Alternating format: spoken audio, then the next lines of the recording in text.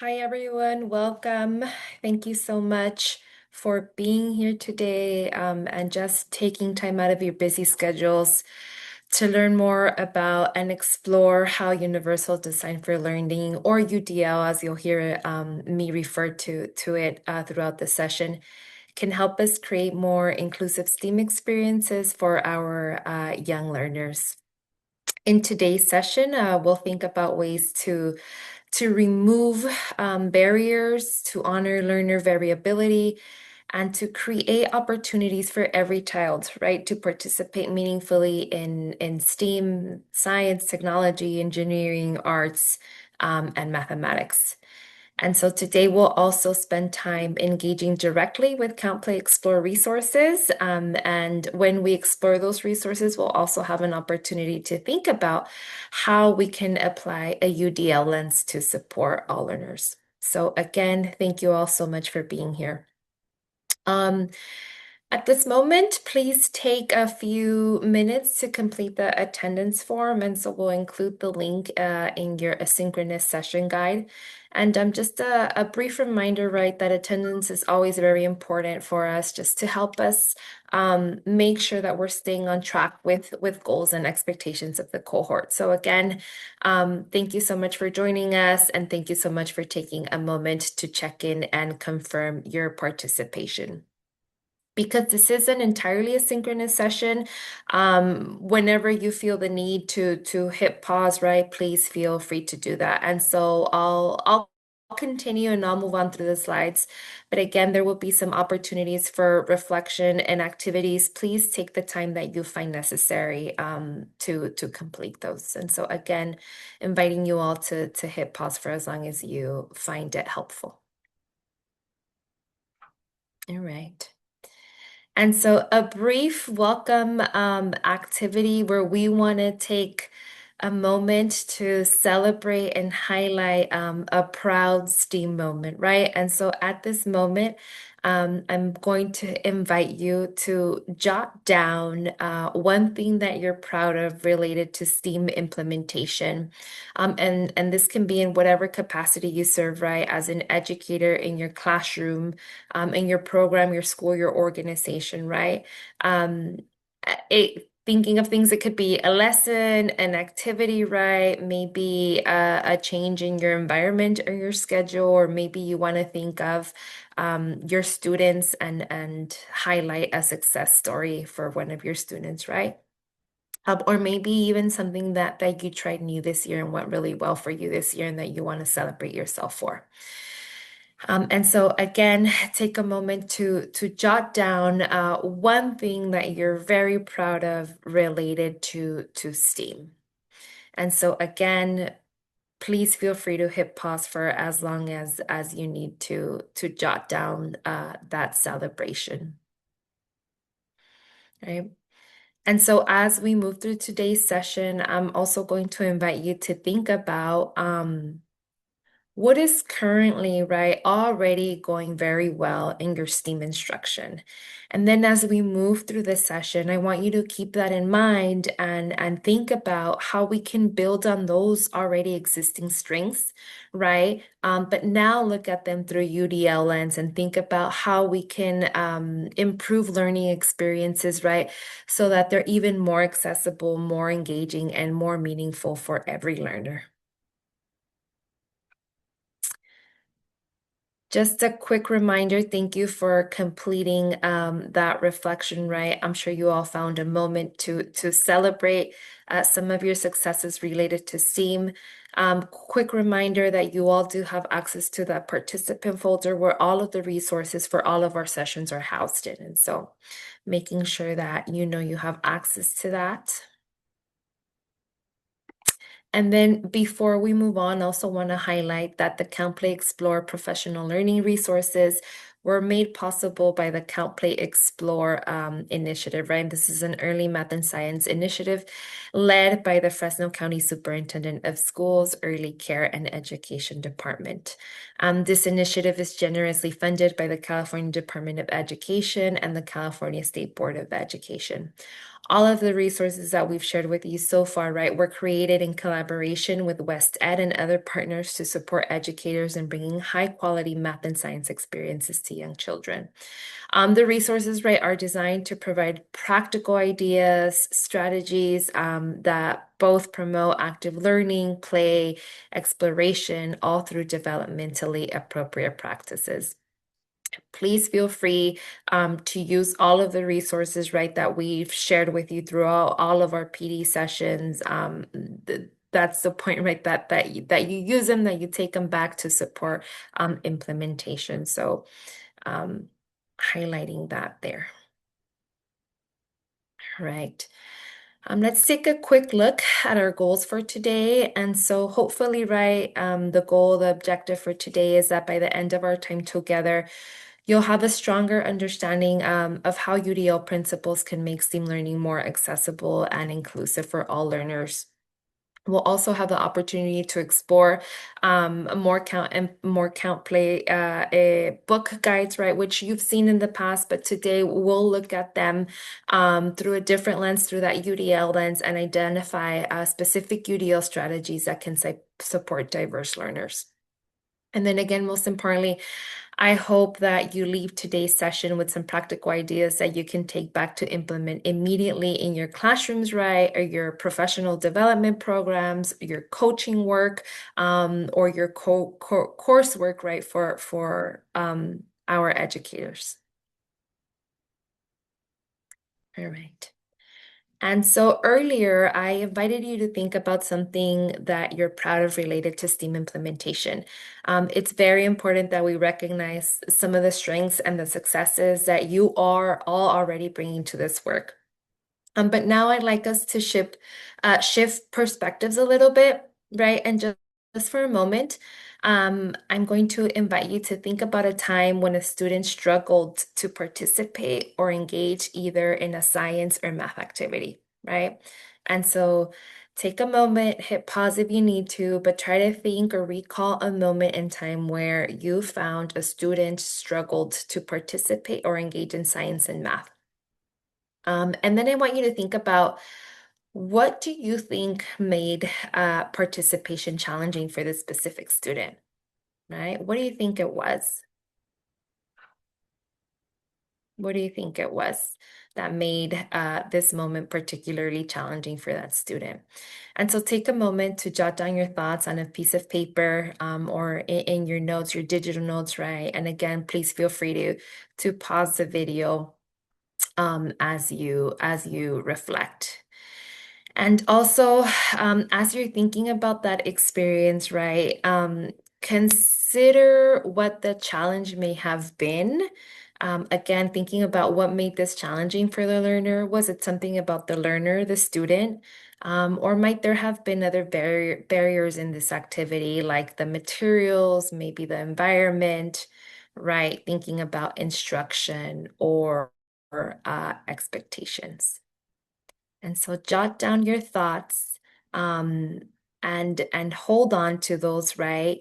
I want you to hold on to those, and we're going to revisit this idea later in the session as we explore universal design for learning and how we can proactively design STEAM experiences that support, right, learner variability for all. All right. So, Universal Design for Learning, or UDL, is a framework that helps us design learning experiences so that all learners have meaningful ways to access information and then to engage in learning, and then, right, followed by that, demonstrate what they know. And so, before we go any further, I'm going to ask you to jot down and just make a quick note of it, right? On a scale of 0 to 5, how familiar you are with UDL. A 0, of course, being you don't know much about UDL yet. Maybe it's the first time you've heard of it. Whereas a 5 is that you're already implementing UDL. It's already a natural part of your planning and instruction, right? And so take a moment to think about where you would place yourself on that scale. of 0 to 5 and just jot it down real quickly. And as you're thinking of where you find yourself on that scale, right, or where you would place yourself, it's important to remember that wherever you landed, right, a 0, a 1, I always like to do halves because it's like I don't like to commit to a specific number. But wherever it is that you landed on that scale, just know and rest assured that you're exactly where you need to be. Some of you may be brand new to UDL, while others are already applying many of its principles without even realizing it. And so, as we discussed in today's session, right, um, UDL concepts like learner variability, this isn't just something that we see in children, right? We see learner variability in adults. And so as ourselves, right, I want you to think of learner variability among ourselves, among this group. And so UDL recognizes and values that variability. And so from wherever on the scale you found yourself, right, from a 0 to 5, UDL recognizes that there's value in that variability. And it encourages us to design learning experiences that honor the diverse strengths, background needs, and experiences of all students. All right. So moving on to the next slide, and what you're seeing here is the Universal Design for Learning guidelines developed by CAST. And you should have a link to this document in that one pager we will share with you. And so just take a quick look at it, right? Nothing that you need to memorize here for today, right? Instead, maybe we should focus on those three major areas that you see on the screen right there. The green, the multiple means of engagement. In the purple, the multiple means of representation. And then in the blue, the multiple means of action and expression. Right. And so just to put it more simply, as you browse through the guidelines, think about how do we motivate learners, right? How do we keep them engaged? And then for representation, we want to think about how are we making sure that our learners have access to information? Right. And then in the blue, right, more simply put, how are we making sure that learners are able, right, to show what they know? And so these three principles of UDL will guide our planning. All right. So UDL has three foundational concepts that we'll focus on for today, right? The first one being barriers, variability, and you've heard me talk about that already, right? When I mentioned learner variability, when we were placing on our scale, ourselves on a scale of 0 to 5 with knowledge about UDL. And then the third foundational concept, learner agency. And so we'll go over each concept individually, right? But these three concepts will help shift or guide how we think about teaching and learning, right? And so we're going to start with barriers. And so as we think of barriers, I want you to take a close look at this image, right? And so look at the image, think about barriers. Are there any barriers that you notice? Right? Maybe you're thinking of who might struggle to enter this building, right? What are some other barriers that you notice, right? And so now I want to make the connection of thinking of barriers within our educational system, right? And when we think of educational systems, we know that educational systems are designed for some learners, but not for all learners, right? And so what UDL does is it challenges us to examine, right, the design rather than blaming the learner. When you look at this building, for example, maybe you identified those front steps or stairs as a barrier. Well, UDL, right, makes a call for us to think that the flaw is in the design, not in the person who can't access that building because they are not physically able uh, to go up those stairs, right? And so again, focusing on the idea that UDL challenges us to examine design rather than blaming the learner or the individual.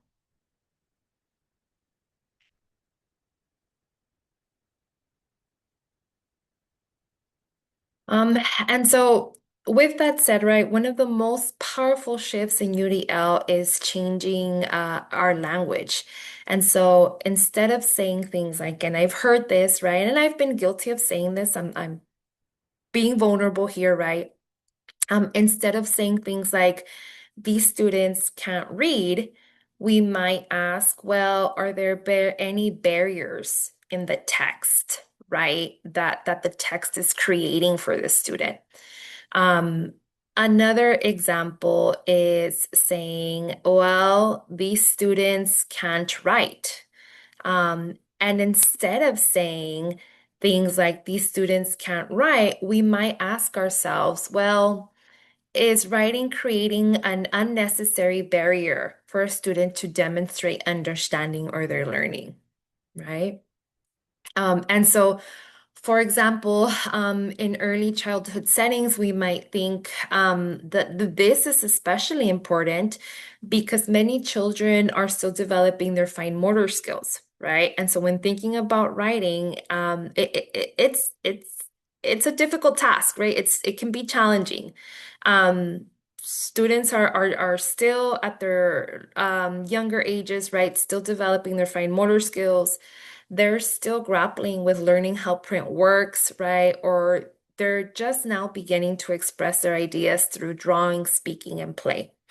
And so, for example, imagine a preschool child who can maybe accurately count a collection of objects. They're able to say 1, 2, 3, 4, 5, right? All the way to 10, and they're able to explain to you how they know there are 5 bears or 10 bears. But this student struggles to write the number 10 on paper, right? Do we see the difference there?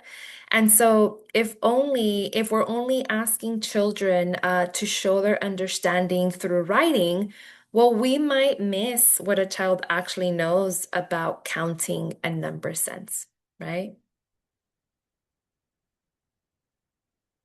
And so again, focusing on the barrier is in the design, not the learner. And so thinking about curb cutouts, right? Curb cutouts are originally designed for people using wheelchairs. But let me ask you this. Do only people using wheelchairs benefit from this curb cutout, right? Who else might benefit from this design? Well, I can think of parents with strollers, right? Maybe delivery workers, or people with luggage, right? And so the curb cutout was originally designed to create access for people with wheelchairs. However, we've just identified three other, right, people who this might also benefit. And so the same idea applies in education, right? When we design supports for students who need them the most, they're designed specifically for them. But with that said, there are others, or everyone might also benefit, right, from that design. Thinking of automatic doors, right? Who might this benefit? Maybe someone carrying multiple bags or carrying something heavy. Closed captioning or subtitles, originally designed, right, for a very specific group. However, who else would it benefit? And I can think of a number of people, right? I love subtitles on everything, even though I'm not. I can hear perfectly fine, right? But the subtitles just help me understand and process what's going on better. And so I'm a person who enjoys subtitles.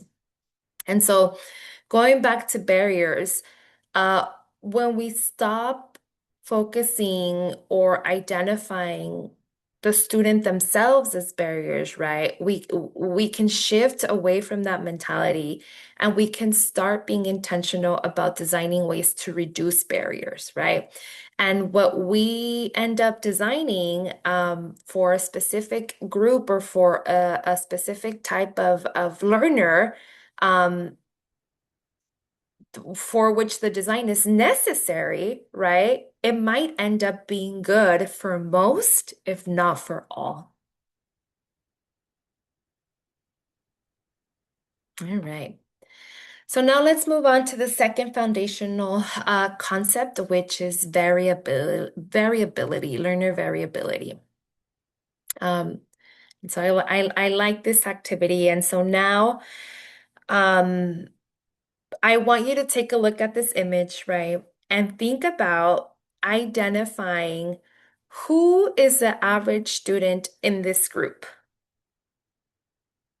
And so I want you to sit with that question for just a few seconds, look at the image closely, and think about who is the average student in this group,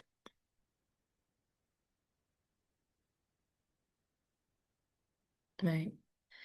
And so what questions came up for you as you're reflecting on that question, right? As you're thinking about the answer. First of all, what does average even mean, right? When we really think of it, is there a student that you can identify as average in this group? There isn't one, right? There isn't. Every child comes with unique strengths, experiences, interests, languages, different cultures, different learning preferences. And so variability, right, isn't the exception. Variability is the norm and is expected.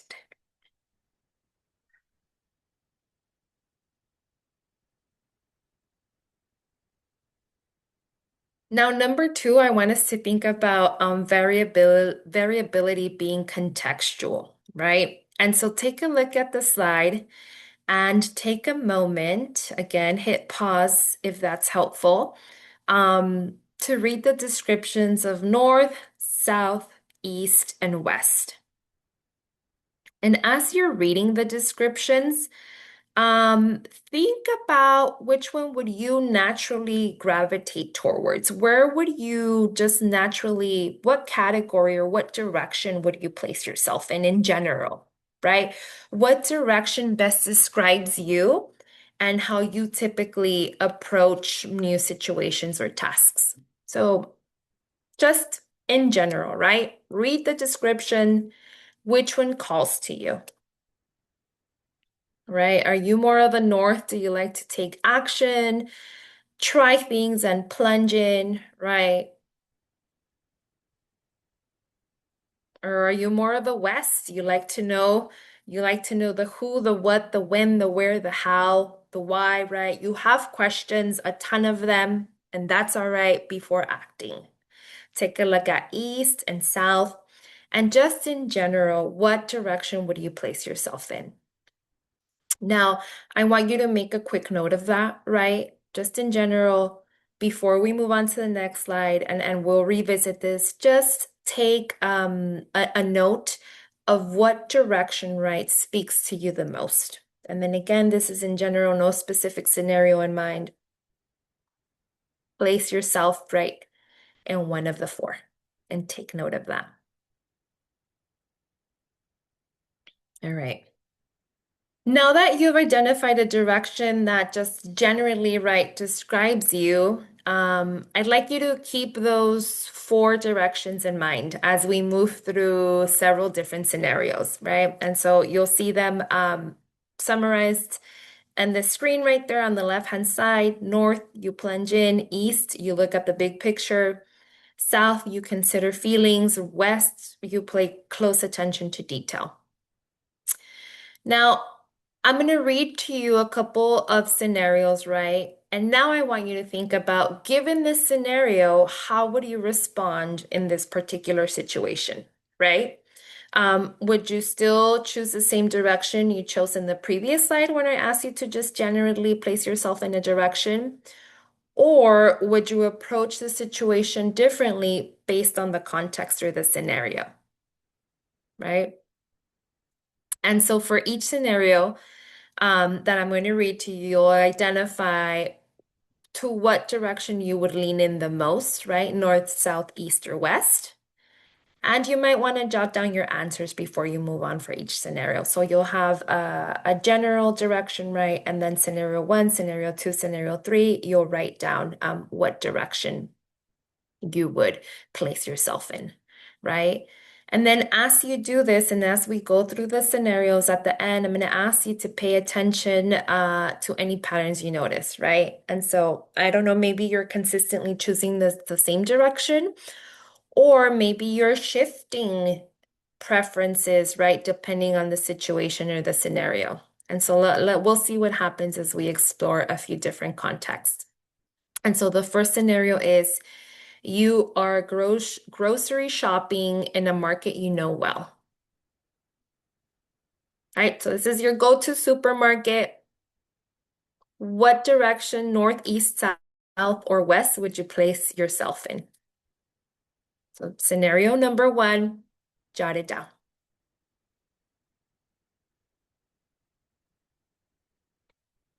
All right, now moving on to scenario number two. You're planning a party for your best friend's birthday. Where would you place yourself? Are you a north, an east, a south, or a west? Quickly jot it down, and again, hit pause if it's helpful. The third scenario, you are on a committee to choose a new curriculum. You're the pilot group. So you're on a committee to choose a new curriculum. What direction would you place yourself in? North, do you plunge in? East, look at the big picture. South, consider feelings. West, pay attention to detail. And again, you might lie.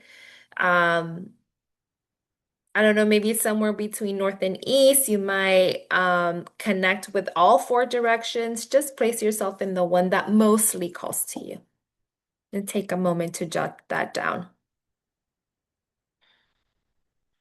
So, as I read those different scenarios, what did you notice? Were there any of you that stayed in the same place? Like, did you jump into all of those scenarios, right? Or did you move? And then also think about if you moved, why did you move, right? And so I hope that looking at these different contexts or scenarios highlighted that our preferences or approaches, right, can change depending on the context. And what we need today may be very different from what we need tomorrow, right? And again, connecting it to our youngest learners. This is the same, or this is true for children. And this is why, right, one size fits all instruction very rarely, if ever, works or is efficient. Number three, variability can be planned for. And I know I've heard before, right? How are we supposed to anticipate every single thing? How are we supposed to predict what each student will need? We can't do that, right? We can't predict every learner need, but we can plan, right? For there to be learner variability in our room, or in our context, right? And instead of waiting for students to struggle or waiting until they struggle, we can proactively plan for, right, and build options into our learning experiences. And so, for example, in a STEAM activity, we might provide multiple materials for exploration, right? Or we might know and understand that visual supports alongside verbal directions are going to help some of our learners.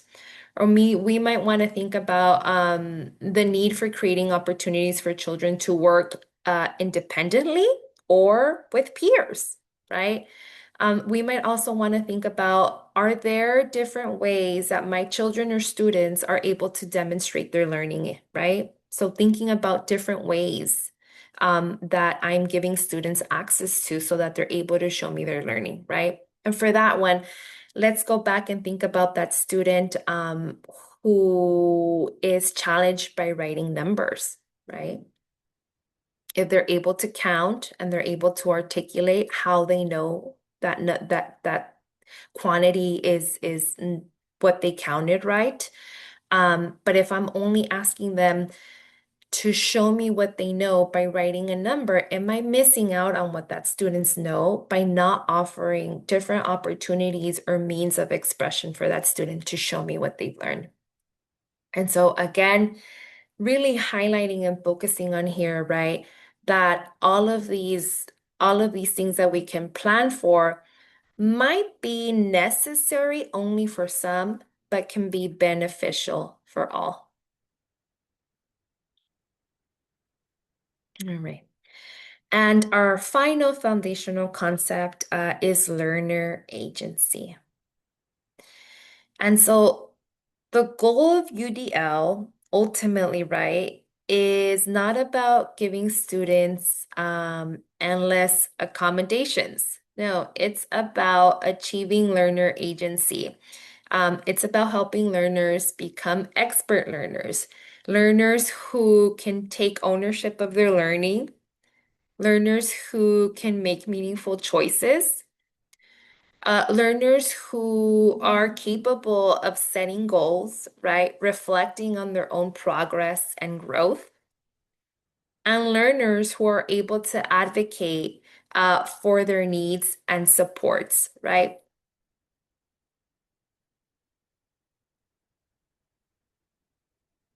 And so, again, I just really want to highlight again and emphasize the goal of UDL is not for educators, again, to offer an endless amount of accommodations. That's not it, right? It's these skills, right, that will really set up our students um, to have agency on their own learning, right?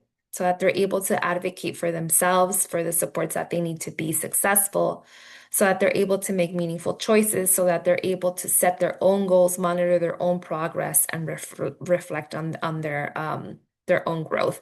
And yes, even our youngest learners can begin developing these skills. And so when we think of universal design for learning, right? Why use a UDL lens specifically in STEAM? Well, STEAM naturally invites curiosity, creativity, inquiry, right? Problem solving. And when we apply a UDL lens, we are ensuring that these opportunities are available to all learners. And so this is an equity issue, right? Applying a UDL lens to STEAM builds equity by proactively, again, being intentional, planning for the removal of these barriers, right? Recognizing the variability of our students. And so, again, emphasizing that every child deserves meaningful access to STEAM learning. All right. And so now I want us to look at some UDL examples in practice. And so we'll look at some examples from the field. And so for this portion of the session, you'll have a choice from which video to watch. And so there are three different classroom examples that you can choose from. They're linked in your asynchronous document. And in just a moment, I'll briefly introduce each option. But I also want to connect it back to the principles of UDL, right? And so one of those is providing learners with meaningful choices. And so rather than having everyone watch the same video or having everyone watch all videos, I'd like to give you the opportunity to select the example that is most relevant or interesting to you, right? And so giving you the choice here. And as you select the video, we do have a couple of suggested reflection questions, right? And so I want you to think about, how does this classroom environment invite children to learn? What open-ended, if any, right, opportunities were provided? Does the activity you're observing support all learners? Or how does this activity benefit children, right? And again, these are just suggested reflective questions. If there's anything else that comes to mind as you're watching the video, please feel free to jot it down, make note of it, right? These are guiding questions that can help guide your reflection. However, you're not limited to thinking about only these four questions, right? Anything else that comes to mind, please feel free to write it down and take a note of it. Um, and so in the first video, it's a UDL in action, right? UDL in action, and this is an infant classroom. And so in this video, you'll see an infant who is experimenting with a set of nesting cups and an empty can. And so the student, right, you'll observe, demonstrate mathematical knowledge and geometry, as well as spatial skills, and then other things, right, like initiative and curiosity. And so you have the link to this one if you choose to watch this one. Your second option is this one where an educator is playing with a child at a sensory table, and the table is filled with leaves and pumpkins. And the child and the educator are comparing their cups and materials, right? And so they're identifying and having a conversation around who has more or less than. And there's dialogue between them, right? And so this is your second choice for video. And then your third option is UDL in a preschool classroom. And in this video, you'll observe the educator. She's sitting at a table with art supplies, and she has a small group of students with her. Um, she's engaging in dialogue with the students, and she's providing language support, right, and encouragement for the children as they're choosing materials because they're going to create buildings, right? They're architects, and so they're choosing the materials. The teacher is guiding them and supporting them with language and encouragement. And so that's your third option for the video. And so again, all three videos linked in your asynchronous document. So at this moment, feel free to hit pause on this recording and go watch one of the three videos. And again, you have the four suggested reflection questions. You're not limited to these, right? Please feel free to write down any additional reflections that might surface for you as you're watching the videos. All right. So thank you so much for engaging in that activity, right? Hopefully, watching the videos or the activity just reminded you or reinforced the idea that many effective UDL practices are already happening in early learning environments, right? In fact, maybe as you were watching the video, you found yourself thinking, hey, I already do that, or that's something that I already, right, encourage educators to do, or something I already share with families as best practices. And so maybe you noticed that children were given choices or opportunities to explore materials in different ways, right? Maybe you noticed that they were given time to talk and share their ideas, or educators following children's interest and curiosity, right? So the children leading the activity. And these might seem like small instructional moves, right? But they're actually very powerful examples of UDL in action. And so, just one of the things I love about UDL is that it's not about throwing everything you're already doing out the window and starting over, right? And building from scratch. Not at all. UDL is all about thinking, what am I currently doing, right? What are some strong practices that I already have in place? And then asking yourself, okay, how can I now build on this through a UDL lens, right? Or I have this amazing activity that goes well year after year. Now thinking, how can I improve this experience even more so that it's accessible and meaningful for all learners in my learning space. Um, so we've had a lot of a lot of sort of background foundational knowledge building around UDL. And if you're like me, you might be asking yourself, right, Natalie, this sounds great, but where do I start? What do I do? And so now I want us to take a closer look at the Where Do I Start document, and explore this resource, right? And again, this resource was developed by CPE and in collaboration with West Ed, right? And it's a sheet basically that provides us with 10 practical ways to apply UDL lens to STEAM activities, right? And the document really can help us start pointing out or start helping us with planning, right? Through a UDL lens with practices that we are already right doing or have identified as already strong practices, right? It can also help us in reflecting and maybe identifying some areas of priority, right? And so again, thinking about experiences we design for students.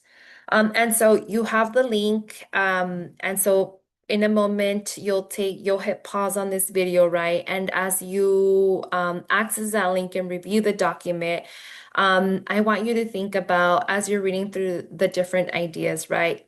Try to connect it back to your own practice or the educators you support, right? Or whatever context you're in. Um, and you might ask yourself, which of these strategies are already in place or you're already using or you already support educators with, right? Maybe think of what strategies would be a good starting place or would be relatively is easy to implement, right? Um, I don't know, maybe you want to think of which of these strategies, right, could help remove barriers for students in my current setting, or which ideas could make STEAM learning even more engaging, right, or accessible and meaningful for all learners. And so again, pause the video while you explore the document. And as you review it, just be reminded again that the goal isn't to implement all 10 strategies at once, right? Instead, maybe think about one. I would say one, right? If you want to do two or more, that's great. But I'd say start with one idea that really resonates with you and that you feel could strengthen a STEAM experience that you're already currently planning or facilitating, right? So again, building on our existing strengths through that UDL lens.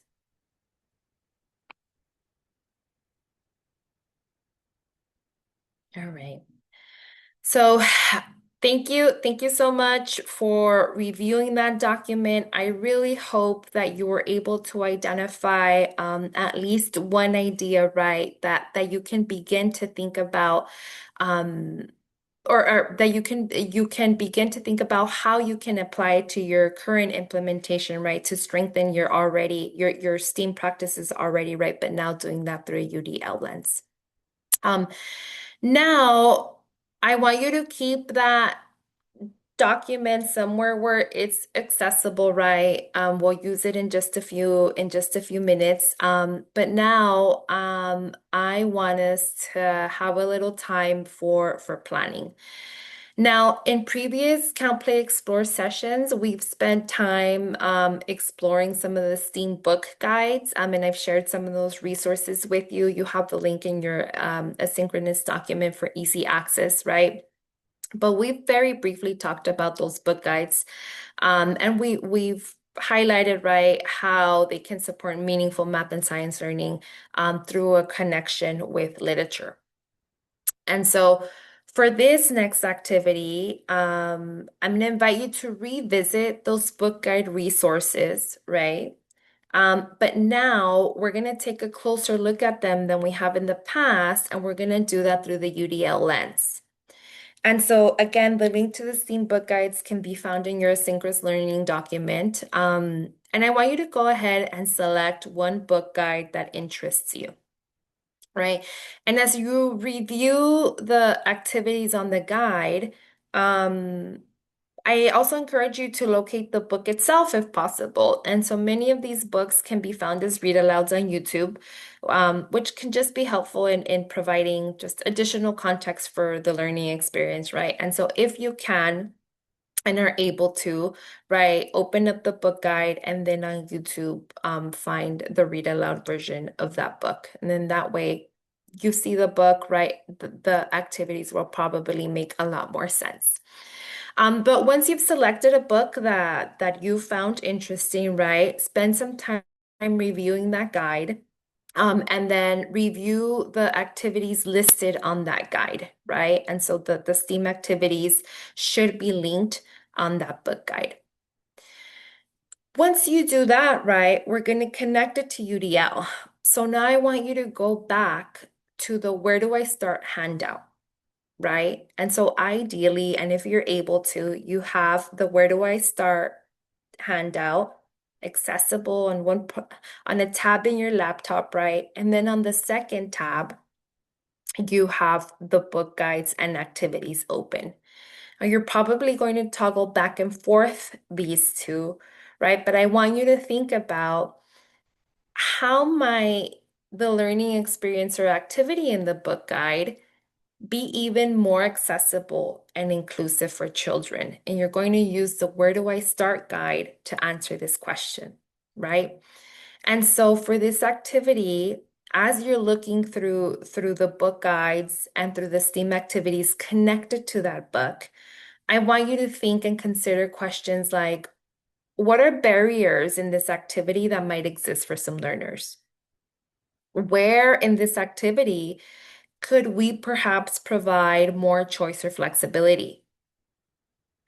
Maybe you want to think about how might I engage with the activity in different ways, or how might I support children, right? Engaging in the activity in different ways.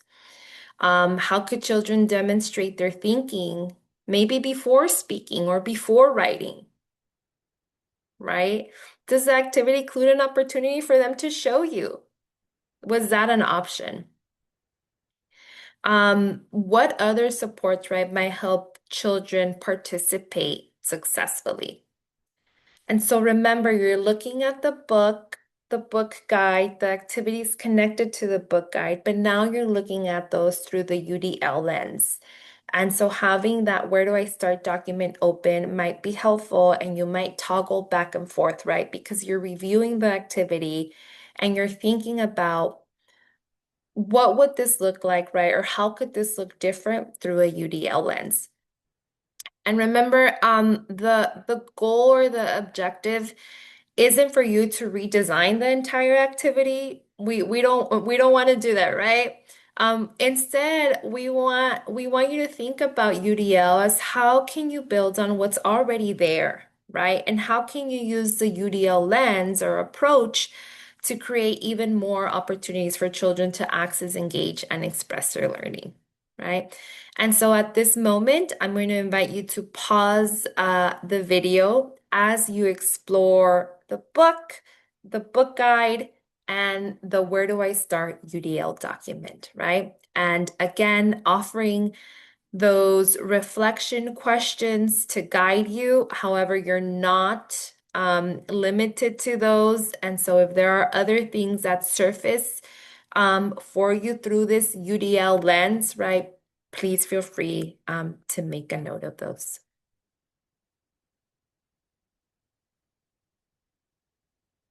All right. Well, welcome back. Hopefully you stumbled upon some great books and had a chance to explore how those STEAM activities, right, support children's learning. As you reviewed the book guides through a UDL lens, again, just reinforcing that UDL isn't about starting over or just entirely redesigning what you're already doing, right? Instead, it's about looking at some strong learning experiences, right? And asking, how can I make this even more accessible or even more engaging or more meaningful for more children, right? And so a lot of the times, right, it's small adjustments like providing choices or adding additional visual supports or offering multiple ways to participate, right? Or again, highlighting that piece, creating different opportunities for children to show me what they're thinking or what they know, right? And these small adjustments can really make a big, big difference. And so we're getting close to wrapping up our time together. But before we do that, I'm going to invite you to spend a few minutes reflecting on all of your learning. And so think about this prompt, right? Based on my learning in this session, my next step is, and so take a few minutes to think about that and jot down your thoughts. And again, pause the video if you have to.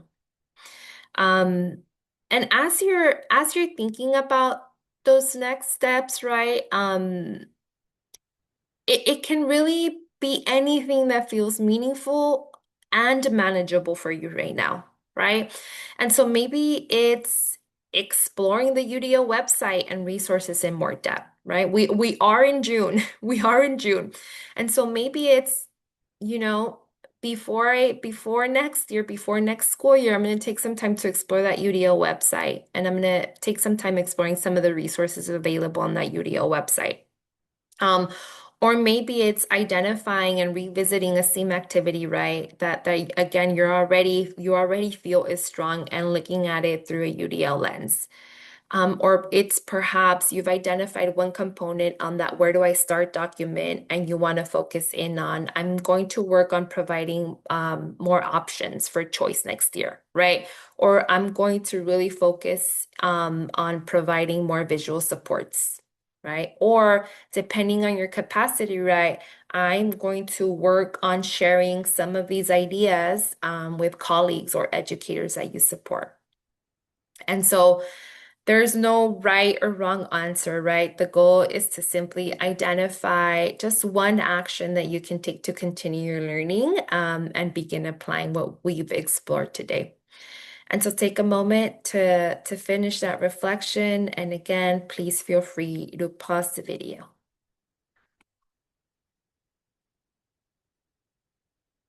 All right.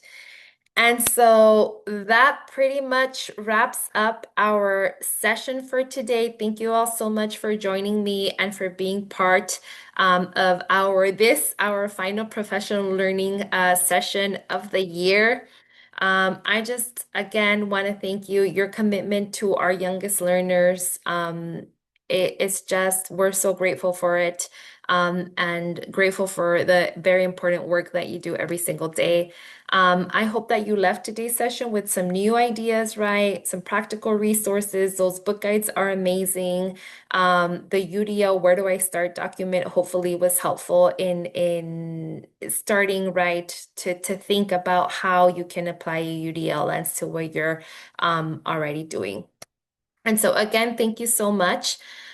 Denise and I will remain available throughout the summer if you need any support, have any questions, or if you would just simply like to continue the conversation.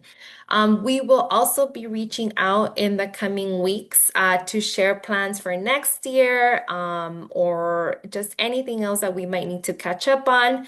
And so well, this is the last PL session of the year, right? We do still remain available and we'll keep in touch. Just a reminder, right, of some of the CPE cohort perks. If you've completed your first five PD sessions, you are eligible for a $50 Amazon card. And then after that, if you complete the May and this session, you're eligible for a second $50 Amazon gift card. And then once you complete all of your coaching sessions, you're eligible for a third $50 Amazon gift card.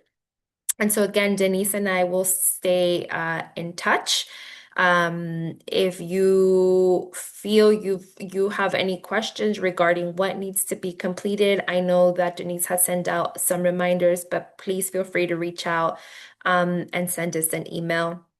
And again, just thank you so much. Wishing you all a wonderful summer. We look forward to connecting and seeing you again soon.